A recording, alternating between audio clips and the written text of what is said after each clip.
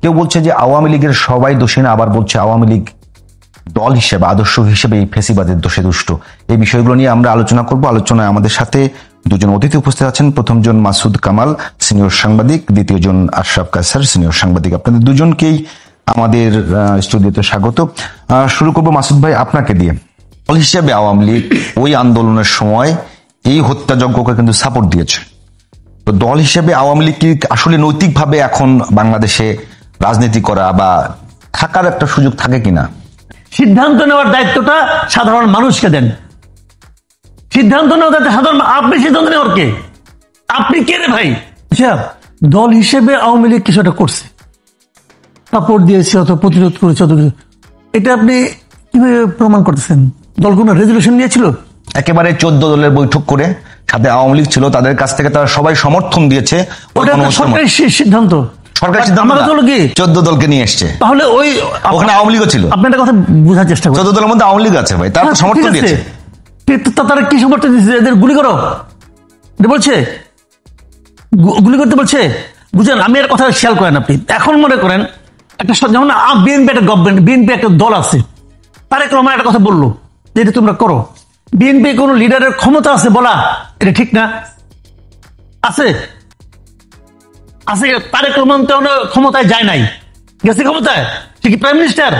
এখন কিন্তু prime minister হয় নাই। আছে কিনা সেটা দেখতে আপনি দেখেন, সময় তারেক রহমান বললে এটা করো, তুমি কেউ বলতে পারবে যে না এটা করা ঠিক না, এটা করবো না? কেউ বলতে পারবে? ভাই, বাংলাদেশের পলিটিক্যাল প্র্যাকটিসটা কি? আর ওই ভদ্র মহিলা তখন ক্ষমতায়, দুর্দান্ত ভাবে ক্ষমতায়, তার দলের ইউনিয়ন পর্যায়ের একটা লিডার, সে বলবে না শেখ হাসিনা ঠিক করতেছে না? বড় সাহস আছে তার? সে তো স্বৈরাচারী ছিল রে ভাই। তারেক রহমান তো স্বৈরাচারী না। তারেক রহমানকে আমি ধরছি খুবই গণতান্ত্রিক নেতা। তার সিদ্ধান্তের এগেনস্টে কথা বলার ক্ষমতা কার আছে দেখেন আপনি। এখন বাংলাদেশের প্র্যাকটিস চলে না। কাজে এখন যারা আশা করতেছেন এবং বলতেছেন তখন কেন কোনো দলের কোনো লিডার কেউ প্রতিবাদ করলো না বলতেছেন না, বলছেন কিভাবে তারা প্রতিবাদ করবে? সে বাস্তবতা ছিল ভাই। সহজ কথা, প্রতিবাদের কোশ্চেন না। কোশ্চেনটা হলো যে যে অপরাধ করছে আপনারা খুঁজেন না, সংখ্যা একদম কম হবে না, সংখ্যা একদম কম হবে না। আমি আপনাকে সহজ একটা হিসাব শিখাই দিই। যত লোক এমপি ছিল 3 টার্মে, প্রতিবার তো 300 করে থাকে, 900 মামদা, আবার মনে করেন 200 লোক কমন 200 কমন আছে। তো ধরেন আপনি এখানে এইভাবে ধরেন আপনি 700, 200 বাদ দেন, এমপি 700। ওই সময় এমপি হওয়ার জন্য যত জায়গায় নমিনেশন যারা সাবমিট করছিল সবাই এমপিতে চায়। ধরেন একটা আসলে 20 জন করে চাইছে, তাহলে 14,000 ধরেন আপনি, 14,000 আর এই 700। সেন্ট্রাল কমিটি এই 14 বছরে যতবার, 2বার সেন্ট্রাল কমিটি হয়েছে, সেন্ট্রাল কমিটিতে যত লোক ছিল সবকে ধরেন আরো 10,000। জেলা কমিটিতে যা ছিল সব ধরেন, জেলা কমিটির সদস্য পর্যন্ত সব খারাপ ধরলেন আপনি। উপজেলা কমিটি ধরেন, ইউনিয়ন কমিটি ধরেন না ভাই, আমার তাও কোনো আপত্তি নাই। ওই কমিটিতে যারা ছিল সব খারাপ। এর বাইরে কি আওয়ামী লীগ নাই? এর বাইরে কি নৌকায় ভোট দেয় এমন লোক নাই? আছে তো। তাহলে যখন আপনি দল হিসাবে এই সিদ্ধান্তটাকে খারাপ বলবেন, তখন এর বাইরে যারা আছে তাদের অবস্থানটা কি? তাদের জন্য আপনি কি বলবেন? তাদের ফাঁসিয়ে দিবেন? আপনি এক কাজ করেন, সহজ বুদ্ধি শিখাই দিই। সবাই মিলে একটা সিদ্ধান্ত নেন যে আওয়ামী লীগের আসলে কে কে ভোট দেয়, সব একটা তালিকা করেন, তাদের সবার নাগরিকত্ব খারিজ করে। আমি কি একটা মত দেবো এখানে? একটা মত দেই, মানে মুসলিম লীগ পাকিস্তান আন্দোলনের অন্যতম দল, মুসলিম লীগের অর্জন আছে। সেই মুসলিম লীগ যখন আসলে পাকিস্তানের মানুষের আকাঙ্ক্ষা পূরণ করতে পারেনি, সরে গিয়ে আওয়ামী মুসলিম লীগ হয়েছে। তো এখন কি আওয়ামী লীগের যারা একেবারে, আপনি বললেন যে একেবারে কোর স্বচ্ছ ভালো মানুষ, তারা কি আর একটা? আমি একটা কথা বলি, এটা তাদের সিদ্ধান্ত, এই সিদ্ধান্ত আমি দেওয়ার কেউ না। আমি কে? আমি তো আওয়ামী লীগ করি না, আমি দেবো কোনো সিদ্ধান্ত? এটা ওরা দিবে। আমার কথা হলো কি, মুসলিম লীগ ছিল, মুসলিম লীগ অনেক কিছু করছে, তারপরে এখন মুসলিম লীগ কোথায়?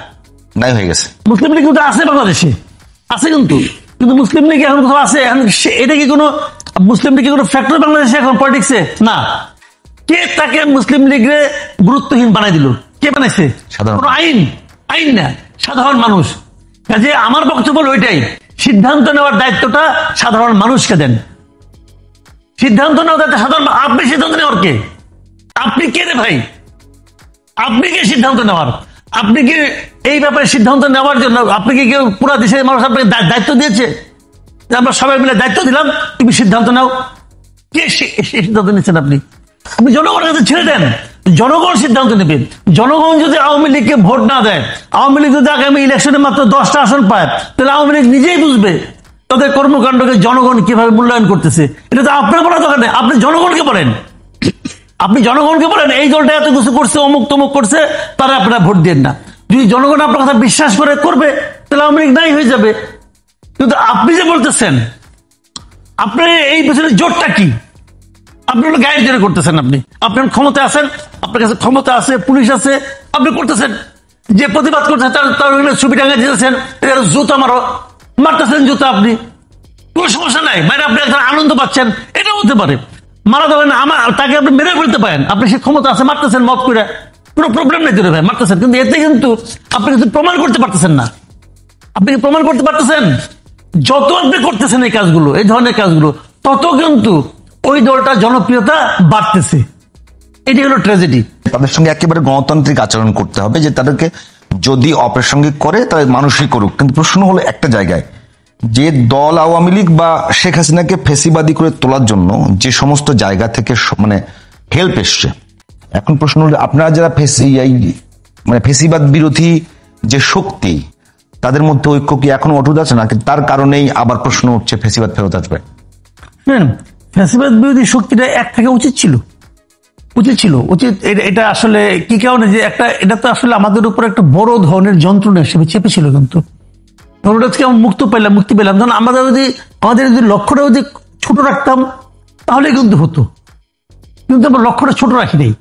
আমরা করেছি কি, তখন সবাই মনে করেন দাবিদার হওয়া শুরু করছি যে আমি করেছি অত সবকিছু আমি পাবো, আমি এটা দাবিদার। যে কোনো বিজয়ের ক্ষেত্রে তোমার ভাই এরকম হয় যে না, যেরকম বিজয়ের ক্ষেত্রে এরকম হয় না। আপনি শুনেন ভাই, আমাদের এই জাতির সমস্যা হলো একটাই, যে যেমন এখন দেখবেন অনেকেই বলে, মাঝে মাঝে আমাকে বলে, আপনি এখন সরকারের সমালোচনা করেন, গত 15 বছর আপনি কোথায় ছিলেন? এটা একটা কমন একটা, আমি যত ভিডিও করি না সব ভিডিওর মধ্যে এই প্রশ্নটা থাকবেই। না, আপনি তো করেছেন। না আপনি বলছেন, কিন্তু সেই প্রশ্নটা করবেই।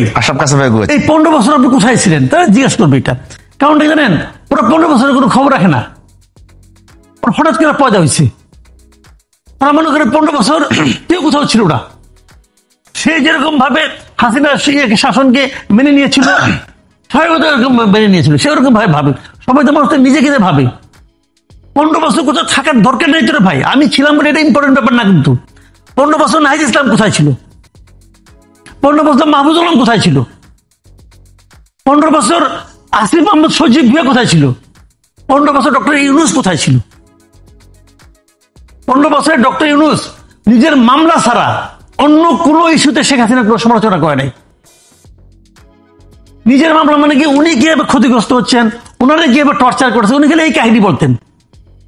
শেষের থেকে 2-1 দিন এসে কি দেও দানা নাকি দেব দেবীর কথা বলছে 2-1 দিন, তাও সেটাও কিন্তু সামগ্রিক ভাবে না। 15 বছর এটা সবাই কোথায় ছিল? 15 বছর কোথায় ছিল এটা বলেন না, বলা উচিত না। আমি ছিলাম কিনা ছিলাম এটাও আমি বলতে চাই না, এটা বলবো কেন? যার যার অবস্থান শেষে পালন করছে, যার যার ভূমিকায় শেষে ছিল, ওইটা খোঁজাটাই হলো গিয়ে সবচেয়ে বড় সমস্যা। এখন যেটা হচ্ছে আমাদের যে ঐক্য কথা বললেন, এই ঐক্যটাকে নষ্ট করছে ওইটা বইলা যে আপনি 15 বছর কোথায় ছিলেন ওইটা বলেন না। আপনি 15 বছর শীতের মধ্যে ছিলেন, হিম কাপা হাড় কাপড় শীতের মধ্যে ছিলেন। ওটা আপনি একা দূর করতে পারতেন? আপনি একা শেখ হাসিনাকে সরাইতে পারতেন না বলেই তো এটা গণ-অভ্যুত্থানের প্রয়োজন হয়েছে, সবাই মিলে সরাইছি। কাজে ওই যে সরানোর কাজটা সবাই মিলে করছে। এভাবে ভাবেন, এভাবে ভাবলেই কিন্তু সমস্যার সমাধান হয়ে যায়। এভাবে কেউ ভাববে না। সবাই গেলে 15 বছরের হিসাব খুঁজে, কেন খুঁজে? জাতিটাকে বিভক্ত করার জন্য খুঁজে। এই জাতিটাকে বিভক্ত করার কোনো প্রয়োজন নাই। আমি ভেবেছিলাম ডক্টর ইউনূস যখন দায়িত্ব নিলেন, উনি বোধহয় জাতিটাকে ঐক্যবদ্ধ করবেন, কিন্তু উনি আরো বেশি বিভক্ত করছেন।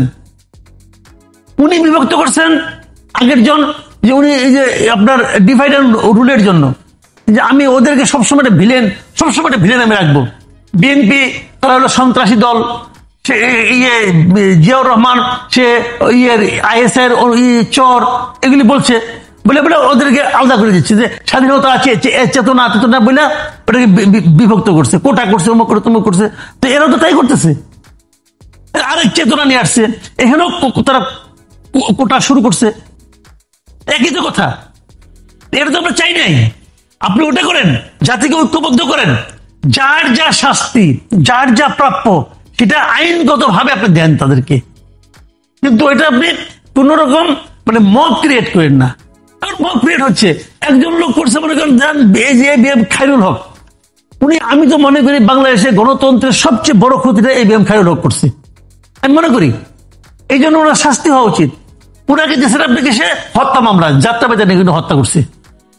এটা পৃথিবীর যে কেউ যদি শুনে যে একজন সাবেক ফরমার চিফ জাস্টিসকে একটা হত্যা মামলা ঢোকানো হয়েছে এইভাবে, মানুষ কি বলবে? আমাদের বিচার বিভাগ সম্পর্কে দুনিয়ার মানুষের কি বিশ্লেষণ হবে? কে করতেছে? তারাই করতেছে যারা নাকি এরকম গণ মামলার শিকার হয়েছিল আগে। তাহলে আপনি যদি ওদের মতোই করেন, তাহলে পার্থক্যটা কি? তাহলে আপনি ওদের মতোই হয়েছেন, এটা তো আমরা চাই নাই। আপনারা সিস্টেমেটিক হতে আসেন। একটা মামলা হয়েছে 282 জন আসামি, সেই মামলার আসামিকে যেটাই খান পান্না প্রতিবাদ করলো, বাদীকে জিজ্ঞাসা করে আমি যেটাই খান পান্না চিনি না। তাহলে আপনি কেমনি দিলেন? দুইজন উকিল, একজন আওয়ামী লীগের, একজন বিএনপির, একজন জামাতের, ওরা সব ঠিকঠাক করছে করে এই মামলা দিয়েছে। পরিচয় হলো, উনি আবার অ্যাপ্লিকেশন দিলেন, দিয়ে উনি যেটাই খান পান্নার নামটা প্রত্যাহার করে নিলেন। সমস্যা কি সমাধান হলো? 282 থেকে 281 হলো। বাকি যারা ছিল তারা তো রইল। সবাই তো যেটা এখান পান্নার মতো প্রতিবাদ করতে পারে না। অনেক লোক আছে এখানে যারা কিছুই করে নাই, তাদের নাম ঢোকানো হয়েছে। উচিত ছিল কি, উনি যে দুইজন উকিলের কথা বলছে তাদেরকে খুঁজে বের করা, এই দুইজন কে, ওই দুইজনের নামে মিথ্যা মামলা একটা মামলা করে ওই দুজনের জেলে ঢোকানো উচিত ছিল। একটা ঢোকাইতেন আরো এরকম হতো না। সব জায়গায় একই কাজ হয়েছে, কোথাও পুলিশ নাম বসাইছে, কোথাও ওই রকম উকিল নাম বসাইছে, কোথাও এরকম ধান্দাবাজ লোক নাম বসাইছে। নাম বসাই না, তাদের কাছে টাকা নেয়, এই তোমার নামে কিন্তু চার্জশিট দিয়ে দেবো, তুমি 1 লাখ টাকা দাও, তুমি 2 লাখ টাকা দাও। এই বাণিজ্য হয় না এই দেশে, হয়েছে। সরকার থামাইতে পারলো না কেন? আসিফ নজরুল এত বড় আইনজ্ঞ, সে বলে কি জনগণ যদি মামলা করে আমি কেমনি ফিরাবো? এটা তো বলে, আমি যদি আসিফ নজরুলের বিরুদ্ধে এরকম একটা মামলা দিই, মামলা কেউ নিবে? পুলিশ নিবে মামলা? তো নিবে না। আমি তো জনগণ, এইগুলি করে তো লাভ নাই।